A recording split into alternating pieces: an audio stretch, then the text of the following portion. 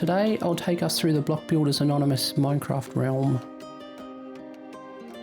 I started this Bedrock Edition realm with the goal to allow friends and family to build and play within an environment which is inclusive, safe and free from griefers. Another goal was to keep the realm running for as long as possible so we can build creations without the risk of the builds being destroyed or the world deleted.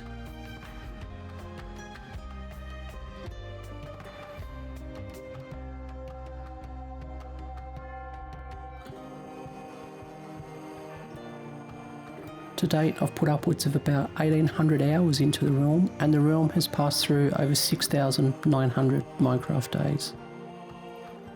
I created the realm in January 2020 on an Xbox One X and continued play in the realm on the Xbox until I bought a PC in September 2020.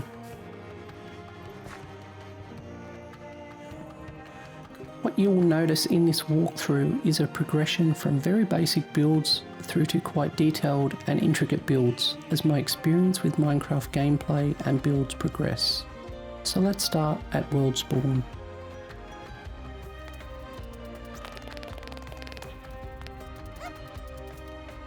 Spawn used to be atop a little hill, but as we can see, I've marked out the spawn chunk and built a platform which new players will spawn on for the first time. Southeast of spawn is a village, which is where I spent my first few days and nights in Minecraft, acquiring a bed and ransacking the village for food. It turns out that the world seed would be a good one for speedrunning, as the stronghold and end portal are not too far away to the south, and a fortress is within 100 blocks in the nether, but we digress. From this hut in the village, I decided to seek out a plains biome to build my base, and took the opportunity to completely strip this hut of all the walls, windows, the bed and a chest. I ran over the hill to the east, and lo and behold, across a river was a wide open plain, perfect for that starter base.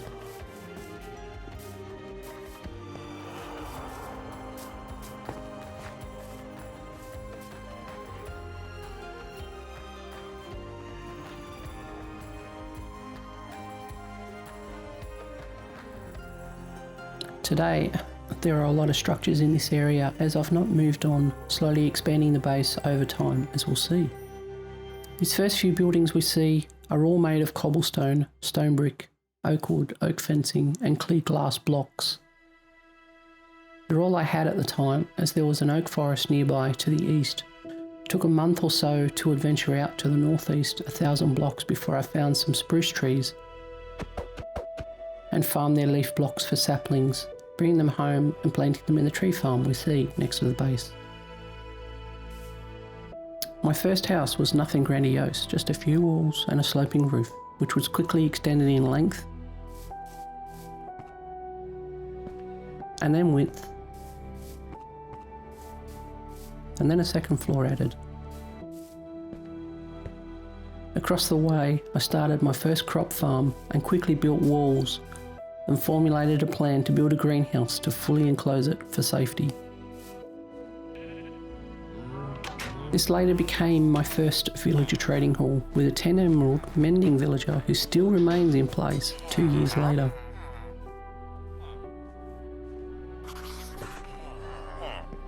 The villagers within this greenhouse originally came from the village over the hill. Villagers do love to go walkabouts, and it's here I learnt how to control them. Next to the greenhouse is a sheep pen, which had once been stuffed with sheep. The fences in front of the sheep pen was to allow me to cut out a few sheep from the mob and move them into a 16-bay wool farm nearby, which we'll see later. Next to the sheep pen is the cow pen, and this used to be my primary source of food. The only problem here was hostile mobs spawning in there from time to time, including once where a creeper blew up most of the cows. I decided to extend the house and built a room above the sheep and cow pens, which quickly became my first enchanting area and brewing station. Of course, the cows and sheep made a lot of noise and they drove me utterly crazy.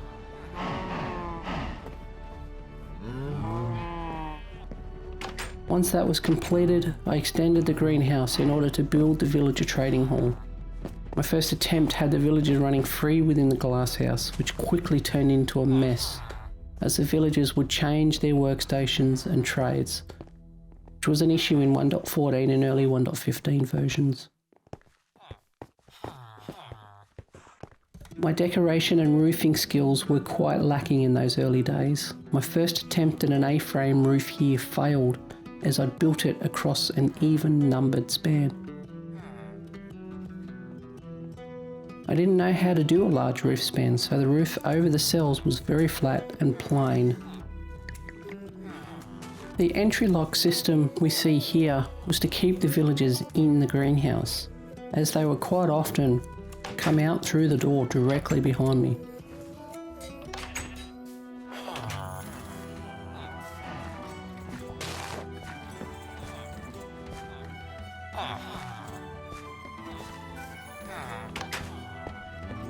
My first pillager raid started from within this villager hall. I noticed one day that the villagers in the greenhouse were going nuts and running around in a mad panic. So I went inside to discover a pillager captain had spawned within and was running around killing the villagers. My only recourse at that point was to kill the captain, which spawned a raid. Over 1 death and an hour of methodical movement and fighting from the greenhouse roof, I managed to complete the raid and claim my first victory. Yeah!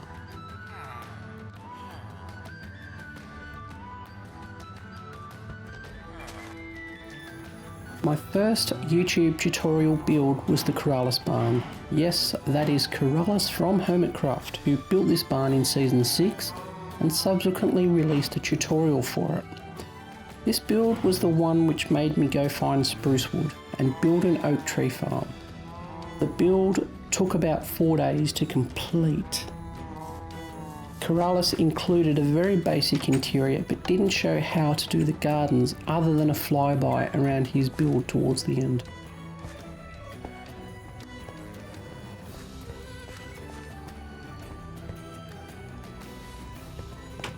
So this build was my way of learning how to do gardens and paths and interior flooring.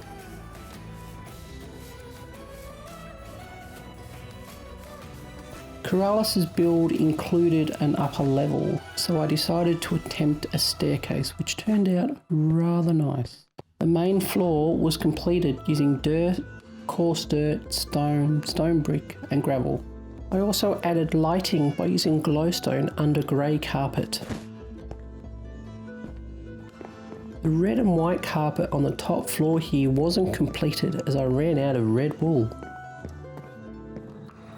The interior of my main house was pretty basic, as I had no idea how to detail interiors. I built my first machine, an auto smelter. Used one corner of the ground floor for workstations and filled the rest of the space with chests. These quickly filled up, so it was time to build better space for item storage. You'll notice that the first floor is only 2.5 blocks from floor level, which became a pain to deal with later. The first floor had no detail, bar a bed, which I'd used for a while. Resources were scarce, so a path leading roughly downwards was dug out, down to Bedrock. I didn't know how to show coordinates in the realm, so the only way to know I was at the right level was to hit Bedrock and then go back up a few blocks. The way down was staircased and ended up quite a few blocks long, about 200 in all.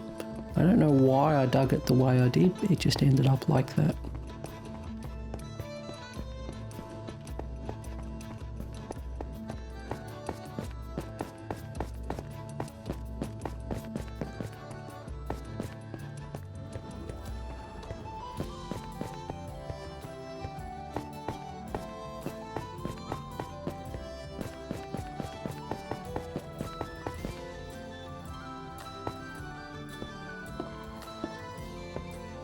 Hitting the bottom, I dug back towards the house, and the space created became my mining hub.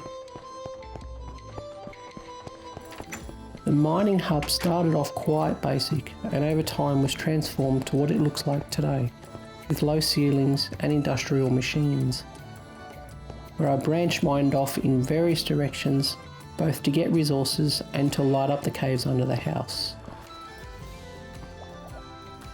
In the machine room, I have a classic cobblestone generator.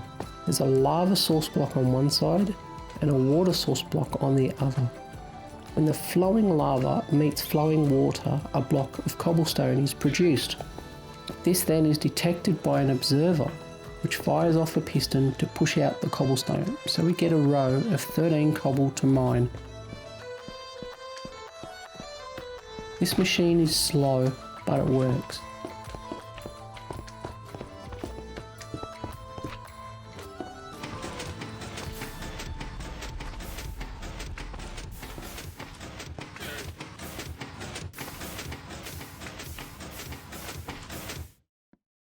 The next machine is a concrete generator. When concrete powder is placed on the piston face, it's transformed into concrete by the flowing water beside the piston. The full block then completes a redstone circuit to push out the concrete block, ready for the next block of concrete powder. The rest of the machine pushes out rows of concrete, so I can quickly convert a stack of concrete powder into concrete.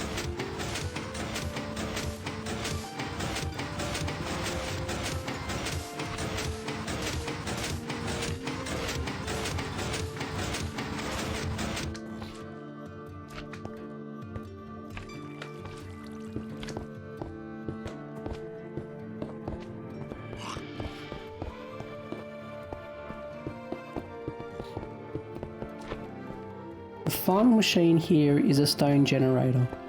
Flowing lava falls over the top of flowing water, which produces stone. As the number of stone produced is 5, an efficiency 5 pickaxe can mine the stone blocks fast enough before the next 5 stone are generated and pushed out for mining. All the mined blocks get sucked up by hoppers and end up either in a chest or in a shulker box at the back of the machine. This machine was what I used initially to help build the castle.